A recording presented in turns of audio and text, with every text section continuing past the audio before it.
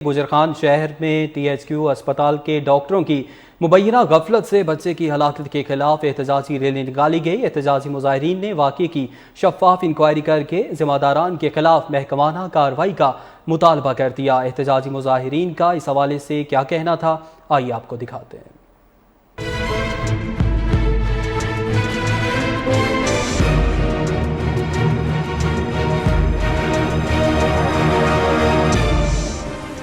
ये वो अस्पताल है कि जिस पर तहसील गुजरखान के तमाम आवाम अपनी मुश्किल में यहाँ पे आते हैं, लेकिन हकीकत ये है कि हर दूसरे दिन हर हफ्ते में कोई ना कोई ऐसा वाक़या हो जाता है कि जिस पर हमेशा इंतज़ामिया एक और लॉलीपॉप देकर मुतमिन करने की कोशिश करती है और अपने निज़ाम को बेहतर करने के बजाय अपने अमले को वो तहफ़्फ़ुज़ फराहम करती है। अल्लाह हुकाम ने आज दिन तक किसी चीज़ का भी कोई नोटिस नहीं लिया।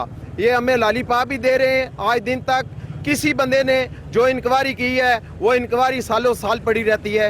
ये हमें मंजूर नहीं है। इस तरह 3 डॉक्टर सस्पेंड हुए अगले माह, नहीं तो उसने अगले माह वो तो बहाल हो जाएंगे, और जो बच्चा मौत के मुंह में चला गया वो वापस नहीं आएगा।